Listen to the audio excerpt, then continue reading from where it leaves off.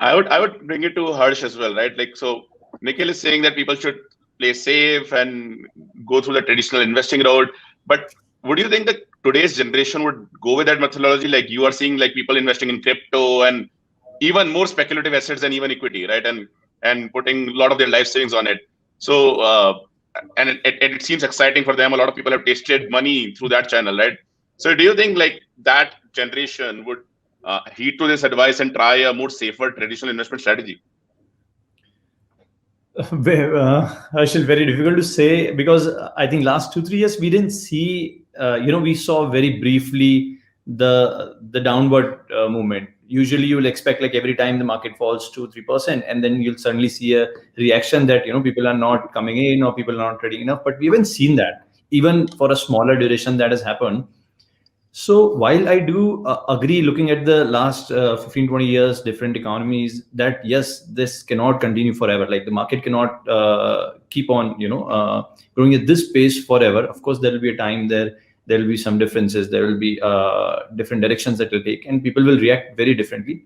One difference I'm seeing, and I'll agree to most of the points. I think of course they should. That's behavior that's gonna be tested soon. But one difference I'm seeing is the level of knowledge, the level of information, the level of questions that the new generation of people, investors, are having today. If I have to compare it with probably 10 years back, or maybe even the duration, 2008, 2009, and that time when people panicked, and even before that at the Harshit Mehta time, and so the difference was that people were following the exuberance, but they were following it like a black box, with the limited information. Today, the information is so democratic. Like people when they ask questions, when the market goes down, we've seen a behavior people try buying more. So that may place some sort of question that okay, they'll understand that hey, we got 30-40% return today, we got a minus 10, we may get a minus 10% return in future, but then we'll come back again. So it may happen, but it may not. I mean, it's very difficult to predict what's going to happen in future, but there should be some level of education that has happened over the last 4 5 years, because I mean there's a lot of content out there, there's a lot of appetite for content, there's a lot of communities, people talk, people read. So that should play to some level of sanity in that. Yeah, definitely. Like we are in the generation of social media investing, right? Where investment decisions are made based on social media and memes, right? So it's an interesting time. I'll bring to you, Upasna. You said this earlier, right? Like you worked for a certain period of time, then you saved enough, and then you went to pursue your passion, which was mobbing. A lot of people, like not everyone wants to start up, but a lot of people have their own passions, right? For example, they want to work for an NGO, they want to do philanthropic work, and they can't lead the lifestyle they want while pursuing their passion. So do you think that is the right strategy for such people, right? Like that work for 15 years, do all in your job, spend the 15 years prime of your career in earning what you want, and then go and pursue your passion full time. Yeah, see, this is more like a life decision than an investing decision. So, both models work, right? Like there are all kinds of people, billions of us all over the world. There are some people, who throughout their life have a regular 9 to 6 job, and then their evenings and weekends are, something they commit to their passion. And there's no harm in doing it that way. There are other people who say that, okay, it also depends, whether you are born with a silver or bronze spoon or whatever, and what is your family background.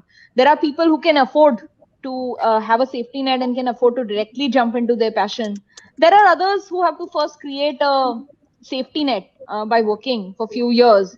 And a good strategy might be to take the first 5 8 10 years of your life, whatever you need to set aside the future safety for yourself and your dependents, and then take a risk for the next 5 10 years and do whatever you want to do. So both approaches are fine, but the financial planning has to be done accordingly. In the first approach, of course, you're earning all the time, so you don't have to think much. But in the second approach, you have to take you have to be far more frugal in saving when you are working, to create a savings balance, and then you can afford to work on your passion. Actually, one more point which you haven't asked me, but I will stress on as my moral responsibility. Women in India and all over the world need to invest on their own. And by on their own, I mean own trading accounts, own demat accounts, and applying their own brains to it.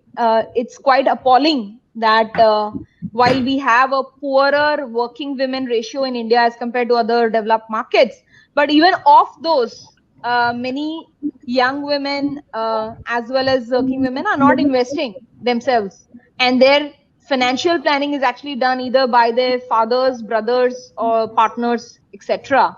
And I think this has got to change. I mean, financial independence is important for all the genders, and I would definitely like to tell everyone to work on that path right from the beginning. It doesn't matter whether you are married and you have a very happy married life, you still can have your own finances that you manage on your own. There's no point in not discussing it with your family members, but you should definitely think about tracking it yourself, and you should have your own goals as to what kind of wealth you want to build for yourself and your family.